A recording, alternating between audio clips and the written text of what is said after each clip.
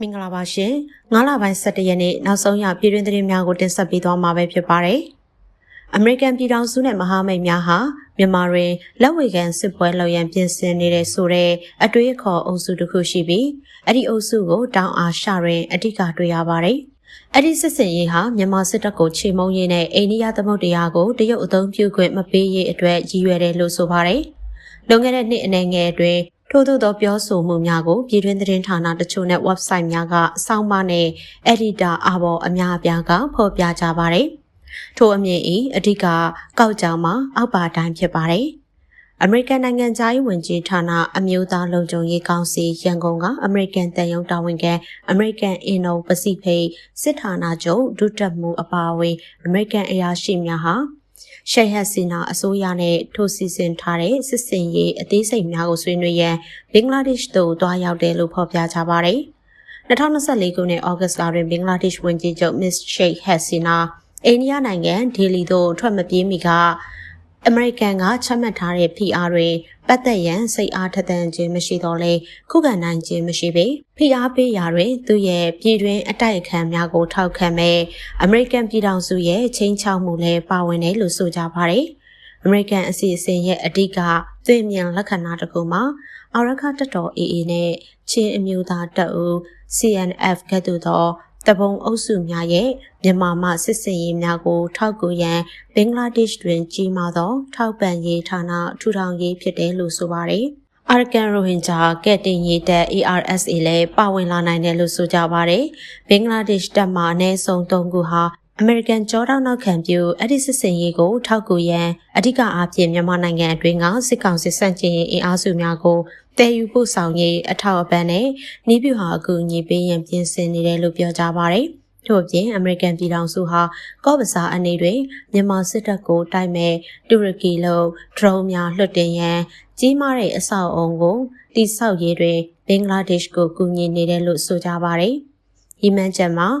မြန်မာစစ်တပ်ကိုလုံးဝချေမှုန်းရန်ဖြစ်တယ်လို့ဆိုပါတယ်။စစ်ကောင်စီတပ်များကိုထောက်ကူမဲ့မြန်မာလေတပ်ကိုလွတ်လပ်စွာလှုပ်ရှားခွင့်မပေးရန်ရခိုင်ပြည်နယ်တွင်ဘော့စနီးယားပုံစံလေကြောင်းမပြန်တမ်းရေးဆုံးထူထောင်ရေးကိုအမေရိကန်ပြည်ထောင်စုကအလေးအနက်စဉ်းစားနေတယ်လို့လည်းဆိုကြပါတယ်။အဲဒီစစ်စင်ရေးများပြုလုပ်ရေးအတွက်ဘင်္ဂလားပင်လယ်အော်တွင်အမေရိကန်လေယာဉ်တင်သင်္ဘောတစ်စီးစခန်းချထားတယ်လို့လည်းဖော်ပြထားပါတယ်။ဘင်္ဂလားပင်လယ်အော်ကအမေရိကန်ရေတပ်သင်္ဘောများဟာမြန်မာတိုက်အခမ်းလှုပ်ရှားမှုအဖွဲ့ဝင်များကိုလက်နက်ခဲယမ်းနဲ့အခြားစစ်ရေးအကူအညီများကိုလိုအပ်ထောက်ပံ့ရန်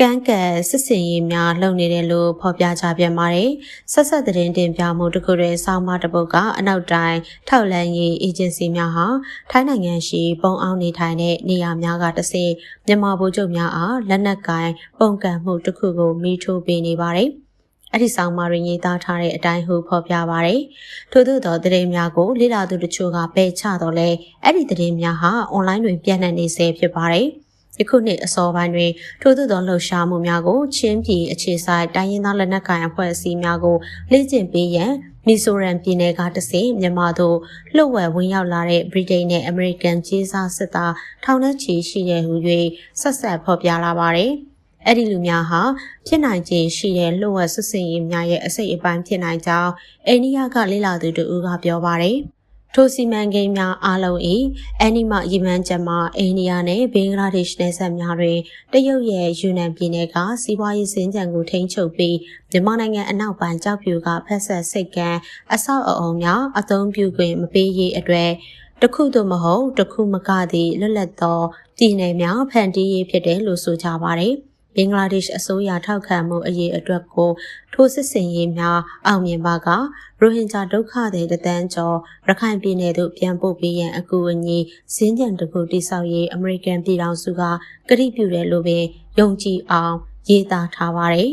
။ပေါ်ထွက်နေတဲ့သတင်းများကယနေ့တိုင်အကြီးအကျယ်မေးခွန်းထုတ်စိန်ခေါ်မှုမခံရသေးပေ။ဒီမိုကရက်တစ်မြန်မာအသံDVB ကတချို့သတင်းများကိုပြန်လည်တင်ပြတော့လဲကြဲကြဲပြန့်နှံ့ခြင်းမရှိကြပေ။အဲ့ဒီသတင်းဆက်လမ်းများဟာယုံကြည်လက်ခံနိုင်မှုမရှိတာကြောင့်ထို့သို့ထိတွေ့ပြန့်နှံ့မှုမရှိခြင်းလည်းဖြစ်နိုင်ပါတယ်။ထို့သို့ပြောဆိုချက်များအနက်မြည်သည့်အချက်ကိုမှအခိုင်အမာအထောက်အထားမပေးနိုင်သလိုအဓိကသက်ဆိုင်သူမြည်သူကမှလည်းအတိမပြုပေ။ ရုပ်တရှိရှိဓမ္မဒိဋ္ဌံကြာကြာစဉ်းစားပါက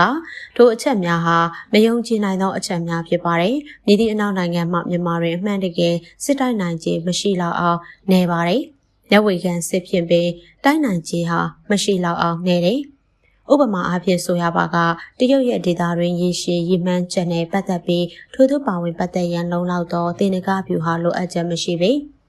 လိုအပ်လုံနိုင်လျင်ပင်ဖြစ်လာမဲ့စစ်ရေးပြဿနာများနဲ့နိုင်ငံရေးအန္တရာယ်များကိုရင်ဆိုင်ရန်သေနကဗျူဟာအကြောင်းရင်းမရှိပေ2021ခုနှစ်စစ်အာဏာသိမ်းမှုနောက်ပိုင်းတွင်ပြည်ပနိုင်ငံများနဲ့နိုင်ငံတကာအဖွဲ့အစည်းများဟာမြန်မာအတိုက်ခံလှုပ်ရှားမှုကိုထောက်ခံကြောင်းဖော်ပြကြပြီးလူသားချင်းစာနာမှုအစီအမံပေးတော်လဲမြည်သည့်အရာကမှလည်းလက်နက်မဟုတ်သောအကူအညီဟုသတ်မှတ်နိုင်သည့်နယ်ပယ်ကိုကျော်လွန်ကြောင်းမပြောနိုင်ပေထို့သောလို့ရဲ့မြည်သည့်လိုဝဲအားထုတ်မှုမှာကာလရှည်ကြာစွာလှုပ်ဝက်ချက်ဖြစ်နေမည်မဟုတ်ပေအလားတူစွာပင်လက်နက်ကိုင်လှုပ်ရှားမှုကိုကူညီရန်မြန်မာတို့လှုပ်ဝက်ဝင်ရောက်လာတဲ့မြည်သည့်ကြီးစားစစ်သားမဆိုလဲသူတို့အစီအစဉ်ဖြင့်သူတို့လှုပ်ချင်တာဖြစ်ပြီးပြည်ပအင်အားကြီးနိုင်ငံရဲ့ကိုယ်စားလှယ်မဟုတ်ပေလက်တွေ့တွင်လည်း2021ခုနှစ်စစ်အာဏာသိမ်းပြီးနောက်ထို့သောလှုပ်ဆောင်သူအနည်းငယ်သာရှိပြီး၎င်းတို့ရဲ့တက်ရောက်မှုမှာအနည်းဆုံးအဆင့်သာရှိတယ်လို့သိရပါတယ်မြန်မာဟာလူ့ဝတ်သဘောတူညီချက်များစစ်စင်ရေးများနဲ့ပတ်သက်တဲ့ထူးဆန်းတဲ့ပြောဆိုချက်များကြောင့်ကြော်ကြပါတယ်။ခိုင်မာတဲ့သတင်းအချက်အလက်မရှိခြင်းတက်ကြွလှုပ်ရှားသူများနဲ့လေ့လာသူအချို့ရဲ့စိတ်ကူးစိတ်တန်းကောင်းခြင်းနဲ့အတိမပြုတ်နိုင်တဲ့သတင်းများကိုအယုံလွယ်တဲ့သတင်းဌာနတချို့ကဖော်ပြရန်စိတ်အားထက်သန်ခြင်းစသည်တို့အလုံးဟာ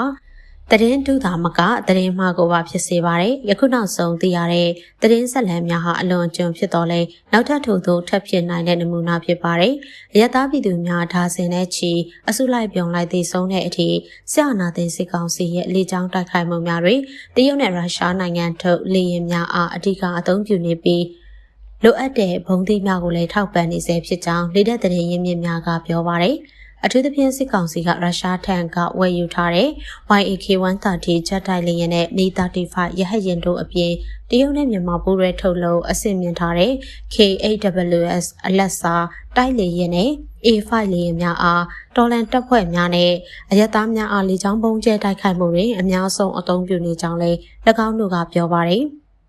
အဆိုပါဂျက်တိုက်လေယာဉ်များတွင်တပ်ဆင်အသုံးပြုတဲ့ဘုံများကိုလည်းလေယာဉ်ဝယ်ယူကလေးကတပါးတည်းဝယ်ယူထားခြင်းဖြစ်တဲ့ကဲ့သို့ဆက်လက်၍လည်းဝယ်ယူရရှိတဲ့အတွက်စစ်ကောင်စီကတွင်တွင်ကျဲကျဲအသုံးပြုတိုက်ခိုက်နေနိုင်ခြင်းဖြစ်ကြောင်းလည်းလေတပ် CDM အရာရှိတို့ကပြောပါတယ်။၎င်းကသူတို့စီကလေယာဉ်ဝယ်ပြီးဆိုလေယာဉ်ကြီးပဲဝယ်လို့မရဘူး။သူနဲ့သုံးရတဲ့ဘုံ rocket အစုံလိုက်ဝယ်ရတာရုရှားစီက YAK-130 လေယာဉ်ဝယ်ကလေးကဘုံသီးတွေပါတခါတည်းဝယ်ယူထားတာကြောင့်ရုရှားစီကဆက်မာယူနိုင်ခြင်းတို့ကြောင့်တွင်တွင်ကျဲကျဲဘုံကျဲနေနိုင်တာလို့ပြောပါတယ်။ပုံမှန်အားဖြင့် A5 လေယာဉ်တွေတရုတ်ထုတ်250 kg အပူချိန်ထိန်ဘုံများတက်ဆင်ပြီး K-8WS ကဲ့သို့အလက်စားတိုက်လေယာဉ်တွေ250 kg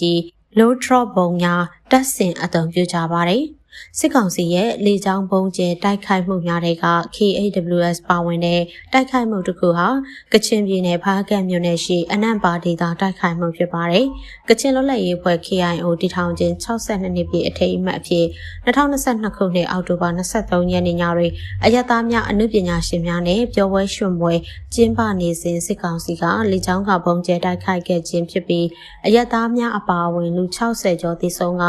တရားဝင်ကျင်ကန်ထိခိုက်ဒဏ်ရာရခဲ့ကြပါတယ်။ရင်းအပြင်စစ်ကောင်စီကလက်တလောတွင်ကျဲပြန့်စွာအသုံးပြုနေတဲ့ YAK-130 လေယာဉ်တွေရုရှားထုတ် KAB 900ဘုံမျိုးစားများအားတပ်ဆင်အသုံးပြုပြီးအထူးသဖြင့်လူ190ကျော်သေဆုံးခဲ့ရပါတယ်။စကိုင်းတိုင်းကမ်းဘလူမြို့နယ်ပစီကြီးကျေးရွာဘုံကျဲတိုက်ခိုက်မှုတွင် KAB 900ဘုံနဲ့100 kg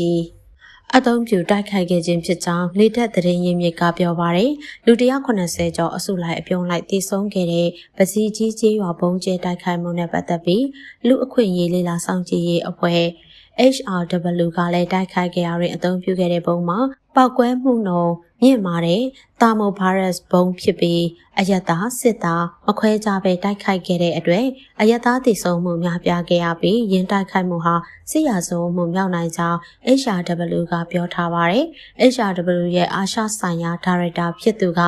လက်နက်နဲ့ပစ္စည်းတွေဝယ်ချင်တိုင်းဝယ်လို့ရနေတာကိုအားကိုးပြီးမြန်မာစစ်ကောင်စီကရက်စက်တဲ့စစ်စင်ရေးတွေလုပ်နေတာ အရက်သားတွေအပြည့်ရှိတဲ့နေရာကိုအသေးအပြောက်အများဆုံးဖြစ်အောင်တီထွင်ထားတဲ့လက်နက်နဲ့တိုက်ခိုက်တာဟာမြန်မာစစ်တပ်အနေနဲ့ဘသူပါပြော